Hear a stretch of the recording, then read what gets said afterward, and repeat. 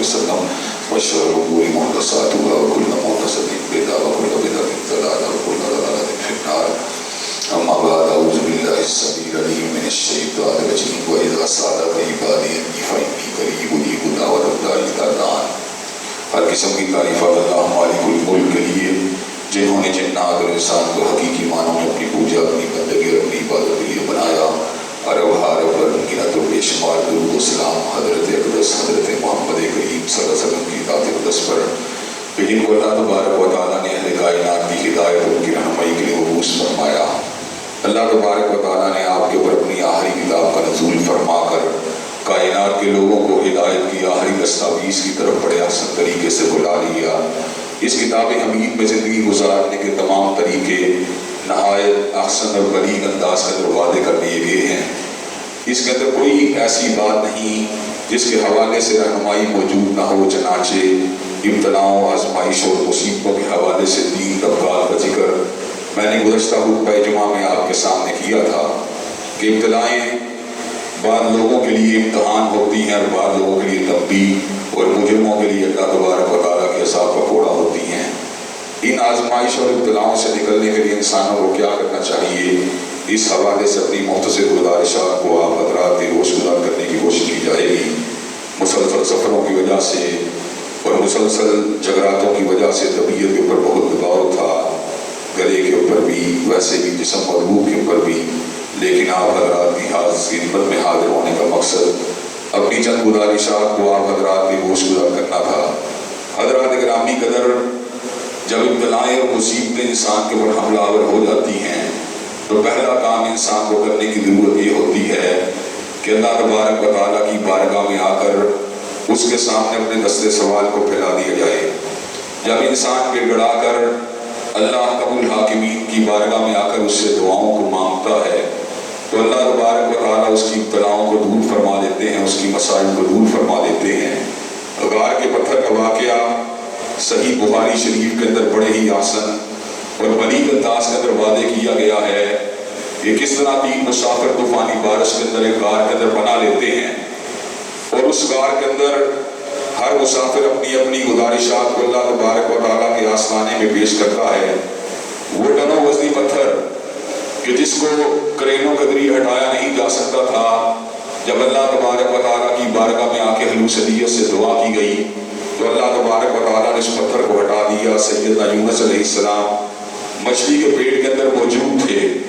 آپ نے اللہ تبارک و تعالیٰ سے دعا مانگی، لا الہ الا انت سبحانک انی کنت من الظالمین. اے میرے پروردگار، آپ کے سوا کوئی الہ حق نہیں ہے اور آپ کی ذات پاک ہے اس تکلیف سے جو مجھ کو پہنچی ہے.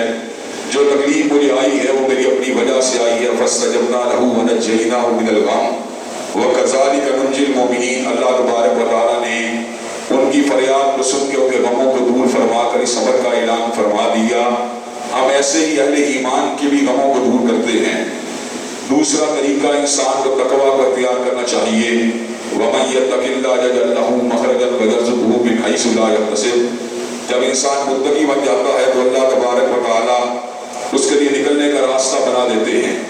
تیسری بات یہ ہے کہ انسان اپنے گناہوں پہ توبہ کرے. جب انسان توبہ کا طلبگار ہو جاتا ہے تو اللہ تبارک و تعالیٰ اس کی مشکلات کو حل فرما دیتے ہیں. چوتھی بات یہ ہے کہ انسان انفاق فی سبیل اللہ سے کام لے. جب انسان انفاق فی سبیل اللہ سے کام لیتا ہے تو اللہ تبارک و تعالیٰ اس کے خوفوں اور غموں کو دور فرما دیتے ہیں. پانچویں بات یہ ہے کہ وہ اللہ تبارک و تعالیٰ کی تقدیر کے اوپر یقین رکھے. جب انسان کا یقین اللہ تبارک و تعالیٰ کی تقدیر پہ ہوتا ہے تو اللہ تبارک و تعالیٰ اس کے لیے نکلنے کا راستہ بنا دیتے ہیں.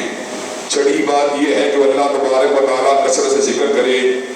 یا وہ کثرت سے ذکر الہی کرتا ہے تو اللہ تبارک و تعالیٰ اس کی زندگی کے اندھیاروں کو دور فرما کر اس کو روشنیوں کے راستے کو چلا دیتے ہیں. حضرات گرامی قدر، یہ تمام کی تمام تدابیر کو اختیار کرنے کے نتیجے میں انشاءاللہ اللہ تبارک و تعالیٰ ہماری ابتلاؤں کو، آزمائشوں کو، ہمارے دکھوں اور تکالیف کو بطریق احسن دور فرما دیں گے. انسان کی تکالیف اور آزمائشیں اس لیے انسان کی زندگی تو چھٹتی نہیں کہ اللہ تبارک و تعالیٰ کی بارگاہ میں انسان رجوع کرنے کے لیے آمادہ و تیار نہیں ہوتا. ڈاکٹروں کے اوپر دھکے کھاتے رہتا ہے، لوگوں کے درد کے اوپر ہاتھ پھیلاتا رہتا ہے. جو ہر تکلیف کے اوپر دور کرنے پہ قادر ہے، اس کی بارگاہ میں آ کر رجوع نہیں کرتا۔ انبیاء علیہ السلام کا طریقہ بھی یہی ہے، صلحاء کا طریقہ بھی یہی ہے، اور صحابہ کرام رضوان اللہ علیہم اجمعین کا طریقہ سلیقہ بھی یہی ہے۔ چنانچہ ہمیں ہر ابتلا کے موقع پر اللہ تبارک و تعالیٰ ہی کی بارگاہ میں رجوع کرنا چاہیے۔ اسی طرح انسان جب اللہ تبارک و تعالیٰ کی طرف سے آنے والی آزمائشوں کے اوپر صبر کرتا ہے تو اللہ تبارک و تعالیٰ اس کے اوپر اپنے درود پر اپنی رحمتوں کا نزول فرما دیتے ہیں اور اس کو سیدھے راستے کی طرف گائیڈ کر دیتے ہیں۔ ابتلا اور تکالیفوں کے اوپر آہ و کرا کرنا، وبیلا کرنا اور اللہ تبارک و تعالیٰ سے گلہ شکوہ کرنا کسی بھی طور کے اوپر درست نہیں ہے۔ انسان کا یہ طرز عمل ہونا چاہیے کہ ربنا افرغ علینا صبرا وثبت اقدامنا وانصرنا علی القوم الکافرین، اے ہمارے رب ہمارے اوپر صبر کا نزول فرما، ہمارے قدموں کو مضبوط فرما اور ہمیں کافروں کے مقابلے کے اوپر غلبہ عطا فرما۔ حضرات گرامی قدر، اللہ تبارک و تعالیٰ انسانوں کے درمیان اپنے دنوں کو پھیرتے رہتے ہیں۔ تلک الایام نداولها بین الناس، اللہ تبارک و تعالیٰ کبھی غم کو لاتے ہیں، کبھی راحت کو، کبھی بیماری کو لاتے ہیں، کبھی شفا کو، کبھی ازردگی کو لاتے ہیں، کبھی خوشی کو۔ حضرات گرامی قدر، ہر چیز میرے رب کے قبضہ اختیار میں ہے، چنانچہ انسان کو اللہ تبارک و تعالیٰ ہی کی طرف عنابت کرنی چاہیے۔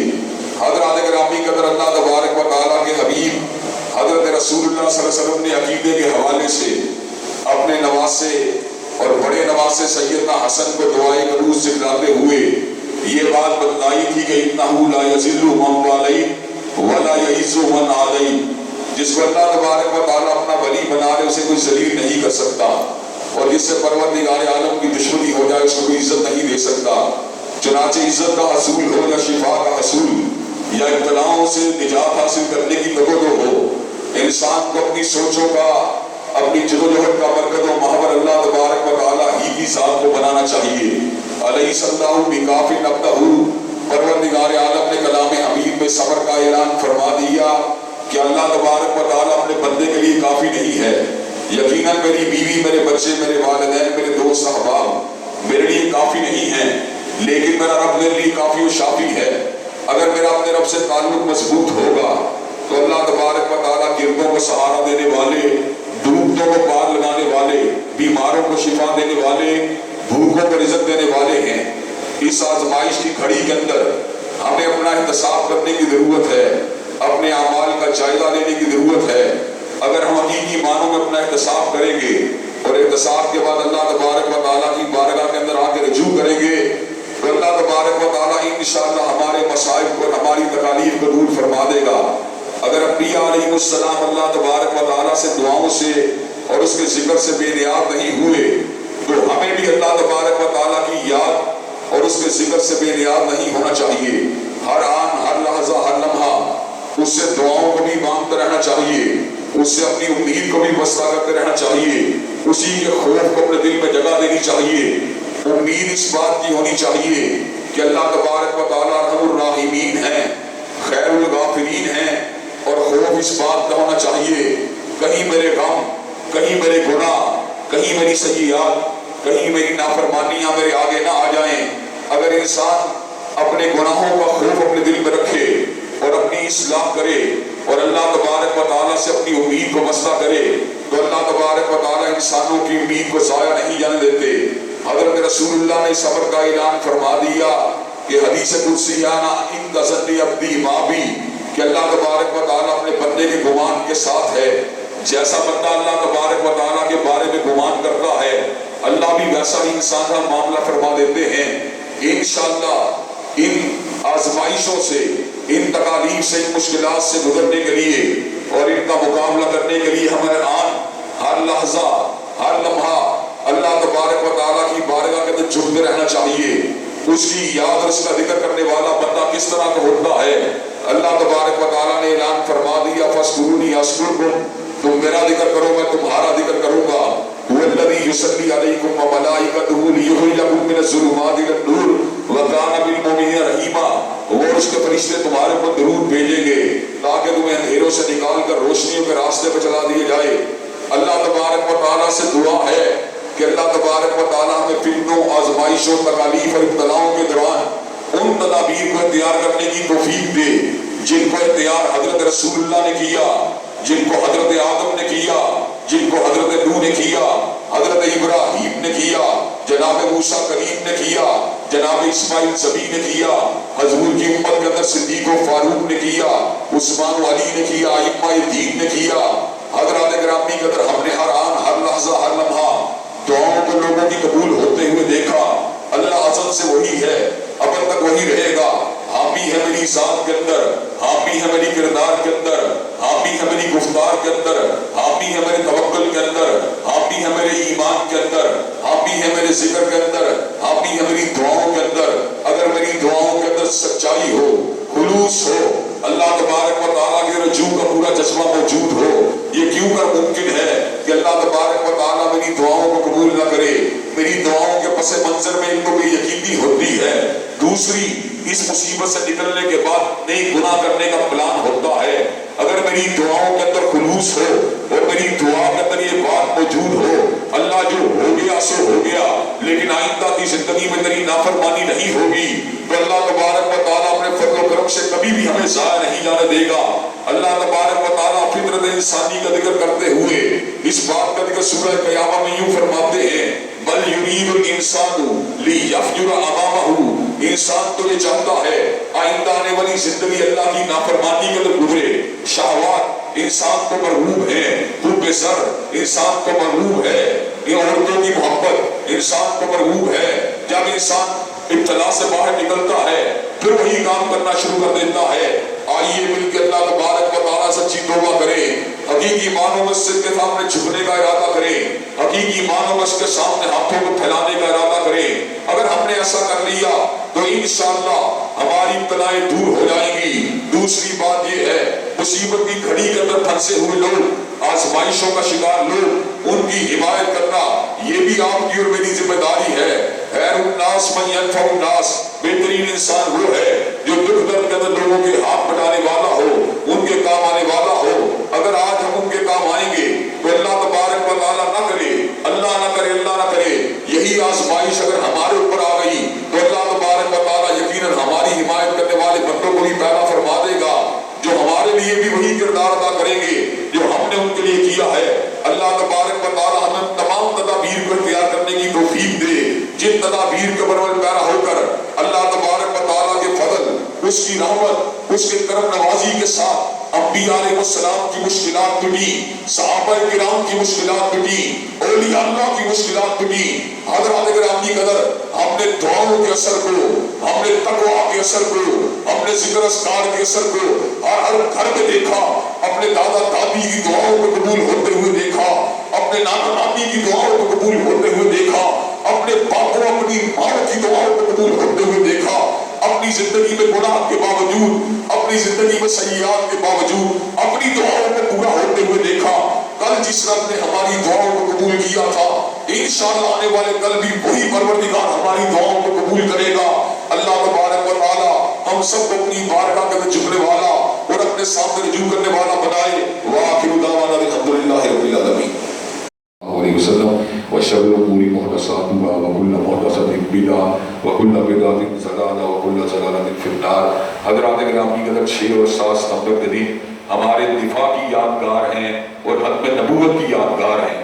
پاکستان نظریاتی مملکت ہے جس کی سرحدوں کا دفاع 6 ستمبر کو فوج پاکستان نے کیا، اور پاکستان نظریاتی مملکت ہے جس کی نظریاتی سرحدوں کا دفاع علماء اسلام نے 1974 میں کیا، اور اس بات کا اعلان کر دیا جو حضور کی ختم نبوت کو نہیں مانتا، جو آپ کو آخری نبی نہیں مانتا، جو آپ کو آخری رسول نہیں مانتا، جو آپ کو ناطق آخری ناطق وحی نہیں مانتا، وہ لعنتی ہے، وہ کذاب ہے، وہ صدیق ہے، وہ مرتد ہے، وہ بے ایمان ہے. حضور کے بعد جو بھی دعوی نبوت کرے اس میں لعنتیں برستی رہے گی، مگر حضور کے بعد کوئی نبی نہیں ہو سکتا.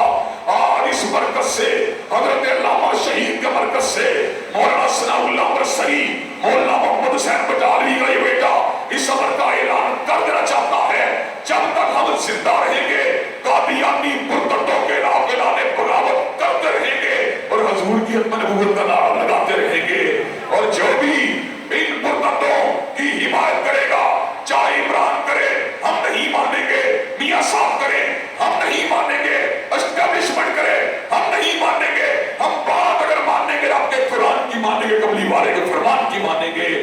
कादियानियों को दार इस्लाम से हारे समझते हैं, बाबियों भाइयों को दार इस्लाम से हारे समझते हैं। हम राशिदुल हनीफा के पैरोकारों को और अली जा मोहम्मद के पैरोकारों को दार इस्लाम से हारे समझते हैं। इस्लाम के दायरे में फकत वो है जो हजूर की हतम नबूवत को मानता है। और हजरात गिरामी कदर, इसके साथ साथ ट्रांसजेंडर बिल जिसके मुताबिक कोई भी मर्द अपनी हाइट से औरत बन सकता है और कोई भी औरत जिनसी तमन्ना की वजह से मर्द बन सकती है, उसको इस्लामी जमहूरिया पाकिस्तान के अंदर बर्दाश्त नहीं किया जाएगा। उसके ऊपर अल्लाह के फज़ल करम से भरपूर तरीके से एहतजाज किया जाएगा। हमने ये वतन अगर हासिल किया, हलाल काम के लिए हासिल किया, इफ़्फ़त के लिए हासिल किया, पकीज़गी के लिए हासिल किया, तारत के लिए हासिल किया, हमने ये वतन अमले कौमे लूत के लिए हासिल नहीं किया। हमने ये वतन गैस और लेस्बियन राइट्स के लिए हासिल नहीं किया। हमने ये वतन LGBT के कामों के लिए हासिल नहीं किया। हज़रात गिरामी कदर, मुझे ये बात बतलाइए कि आप ट्रांसजेंडर बिल की मुखालफत के लिए मैदानों में आने के लिए तैयार हैं? क्या आप अल्लाह के फज़ल करम से अपने मुल्क के अंदर निकाह के इदारे को बरकरार रखने के लिए तैयार हैं? एक हमीस बुढ़ा बेईमान 2 साल पहले औरतों को जनाब नाचते देखकर, वुमेन राइट डे के मौके पर उनको गाते देखकर और उनको बेगैरती और बेहमियती करते हुए देखकर कह रहा था, औरतों को आजादी तब मिलेगी जब निकाह को खत्म कर दिया जाएगा। बेईमानों का इरादा, बेगैरतों का इरादा, बेहमियतों का इरादा इस मुल्क के अंदर जिनसी आबादी को आम करना है। हज़रात गिरामी कदर, LGBT राइट्स के ऊपर जब भी हमने आवाज को उठाया, इन बेगैरतों ने हमेशा उलमा के ऊपर पत्नियां कसी हैं। हज़रात गिरामी कदर, हम इस बात का डंके की चोट ऐलान करना चाहते हैं, माओ की दुपट्टों की हिफाजत करके छोड़ेंगे, बहनों की चादरों की हिफाजत करके छोड़ेंगे और अपनी बेटियों के पर्दे की हिफाजत करके छोड़ेंगे और इन बरकटियों को इंशाअल्लाह मुल्क से भगा के छोड़ेंगे। हज़रात गिरामी कदर, क्या आप इफ़्फ़त व असमत के उठते हुए जनादों को रोकने के लिए तैयार है? इंशाअल्लाह ट्रांसजेंडर बिल को इंशाअल्लाह जमीन में दफन करने के लिए तैयार है? इंशाअल्लाह चाहे जमात इस्लामी के रहनुमा हों या हमारी जमीयत के अमीर हों या हज़रात गिरामी कदर हज़रत मौलाना फजल रहमान हों, हर एक के साथ सियासी इख्तिलाफ हो सकता है, हर एक के किरदार के ऊपर और उसके सियासी नुक्ता नजर के ऊपर तनकीद हो सकती है, लेकिन इस मुल्क की नजरियाती सरहदों के तहफ़्फ़ुज़ के लिए उलमाए देवबंद को हमला करके, उलमाए बरेली को हमला करके, उलमाए अहले हदीस को हमला करके, उलमाए अहले सुन्नत को एक पेज में लाकर इंशाअल्लाह तयूसियत का खात्मा करके छोड़ेंगे। बेगैरती का जो है जनाजा उठा के छोड़ेंगे। मियां साहब भी देख रहे होते हैं, खान साहब भी देख रहे होते हैं, कभी उन्होंने इस मौजू के मौके पर बात नहीं उठाई। मदीना की रियासत को बनाने वाला खान जिस वक्त शराब की मुखालफत हो रही थी, मुत्तादा मजलिस अमल के अलावा किसी जमात ने वोट नहीं दिया। हज़रात, आप लाख उलमा से इख्तिलाफ करें, लेकिन इस मुल्क के अंदर अगर अज़ानें हो रही हैं तो उलमा की वजह से हो रही हैं। इस मुल्क के अंदर अगर निकाह हो रहे हैं, उलमा की जो है अपनी अच्छे किरदार की वजह से हो रहे हैं। इस मुल्क के अंदर कुरान और सुन्नत की तालीम हो रही है तो उलमा की वजह से हो रही है। हज़रात गिरामी कदर, क्या आप उलमा इस्लाम के हमकदम होकर शायर इस्लाम के तहफ़्फ़ुज़ के लिए अपना किरदार अदा करने के लिए तैयार है? इंशाअल्लाह हुक्मरानों को मेरा पैगाम, एस्टेब्लिशमेंट को मेरा पैगाम, ब्यूरोक्रेसी को मेरा पैगाम, हमने ये वतन हासिल किया ना लीनन के निज़ाम के लिए हासिल किया, ना मऊज़ तुर्क के निज़ाम के लिए हासिल किया, ना कार्ल मार्क्स की इश्तराकियत के लिए हासिल किया, ना जीन मुरीद के नजरिए के लिए हासिल किया, ना मैकियावेली के अंदाज़े जो है सियासत के लिए हासिल किया, ना जॉन लॉक के नजरिए के लिए हासिल किया, ना रोसो के नजरिए के लिए हासिल किया। ये मुल्क अगर हासिल किया, कमली वाले के निज़ाम के लिए हासिल किया, हज़रत रसूलुल्लाह के द्वार के लिए हासिल किया, आपके अल्लाह के सिस्टम के लिए हासिल किया। हज़रात गिरामी कदर, इंशाअल्लाह कुर्बानियों को दे देंगे मगर इस मुल्क के अंदर बेगैरती का जनाजा उठा के छोड़ेंगे और गैरत और हुर्रियत इस्लामी का और पाकदामनी का परचम इंशाअल्लाह इस्लामाबाद में गाड़ के छोड़ेंगे। इंशाअल्लाह शब गुरेज़ा होगी आहर जलवाए खुर्शीद से और ये चमन मामूर होगा नगमाए तौहीद से। इन्नल्लाह यामुरु बिल अदली वल इहसान व ईताई ज़िल कुर्बा व यनहा अनिल फ़हशाई वल मुनकर वल बग़ी। सुब्हान रब्बिका रब्बिल इज़्ज़ति अम्मा यसिफ़ून।